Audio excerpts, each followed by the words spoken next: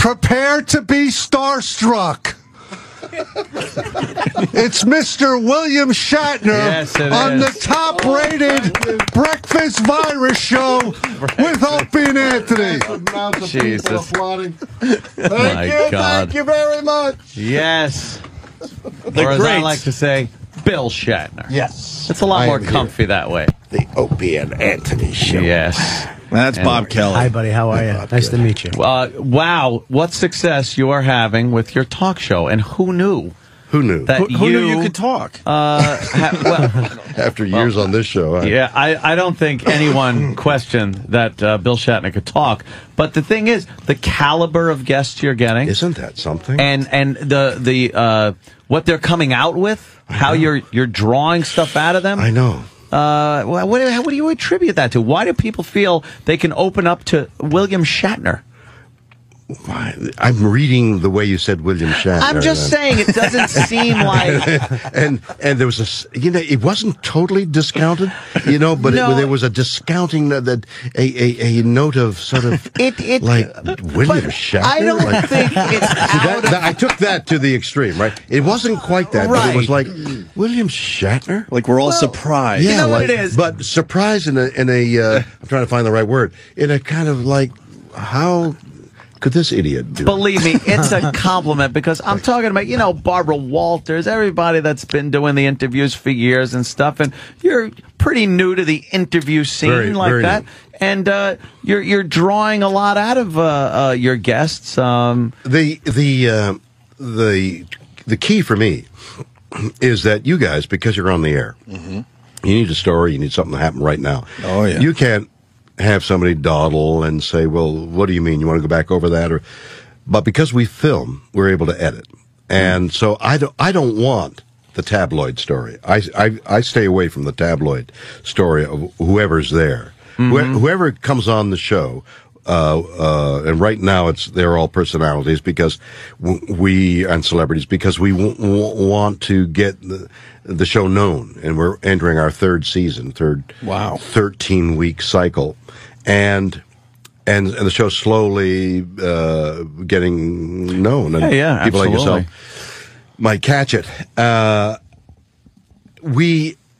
don't want a tabloid story. I want something coming from the people, from the person. They're a little piece of their life. Anything. Walking down the street, you caught a glimpse of something. What did you see, and why did you see it, and what does it mean to you? And in its minutia, you get a look at the personality. For more insight. A more insightful look into a personality that you didn't have 22 minutes ago. Did people kind of go like, well, and don't take this the wrong way, again. No, I'll take it the way you mean it. Did people kind of say like, Bill Shatner wants to do a talk show? I remember we didn't give it a shot at the time. After William came in, we're like, oh, come on. How long will this last? Did you really? No. We knew it would work. Well, I didn't, and I didn't know what I was doing.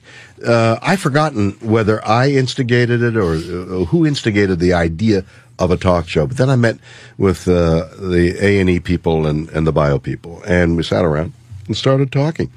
And what I said, I guess, made sense to the people who do the hiring. How did you pitch it, as far as it being different than Letterman? Well, I didn't know what to do. And I kept saying, it's a good pitch. I don't know what to do. All right, we'll give you a show. I said, I don't know how to make, at the beginning, excuse me, I didn't know how to make it different. And what the world doesn't need is another talk show. Then I had an insight, which was raw nerve. I'll look for a raw nerve. That touched their nerve, and they said, that sounds good to us. So I named it Raw Nerve.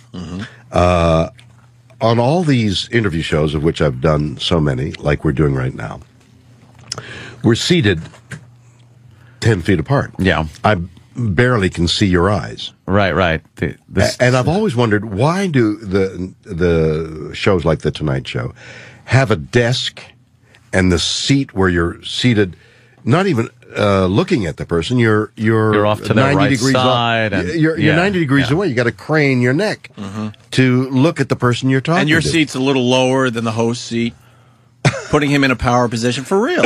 No, stuff goes down. I thought what I want, and on the first shows, I put 2 chairs together so that it would be like you're having dinner with someone, and it's a small table, and you're leaning across and saying, "Tell me about it."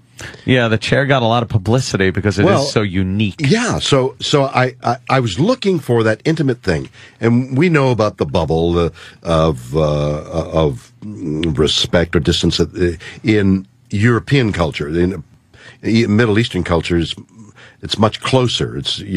They talk into your ear, but here it's about 1.5 feet, about 18 inches away. You're verging on the intimate, but not inserting yourself into their area, if you will.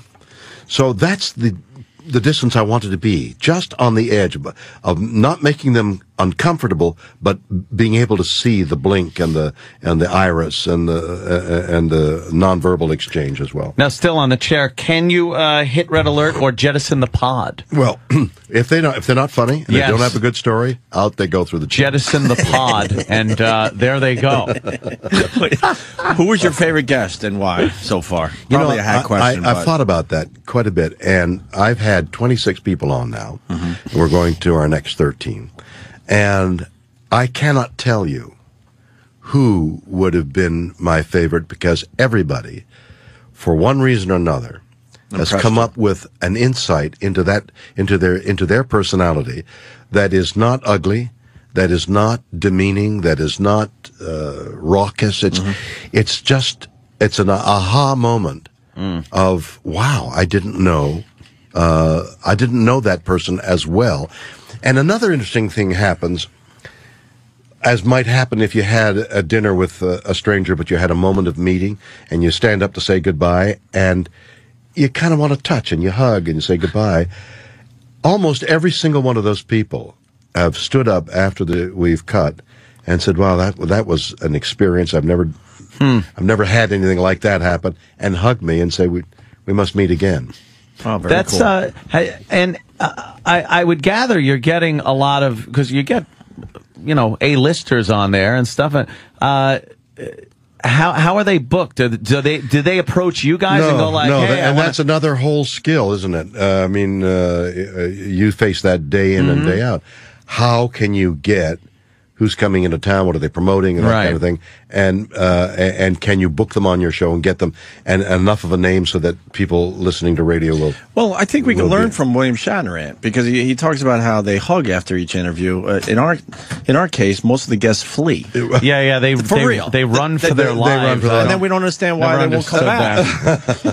Maybe we just need to be nicer to these guys. Only people who suffer love the suffering come back like myself, lashed. But the booking of the guests is a real skill, and for the longest time, I've relied on me many times calling personally and saying, "I'd love to have you on." And if I don't know them, I know about them, and they know a little bit about me. And a little bit. That's another thing I wanted to touch on. Also, it's when you see a Letterman or Leno and stuff like that, they're known from being a talk show host, and that's what they do. You, on the other hand, are an icon from television and movies. So I would gather that the guests themselves are a little.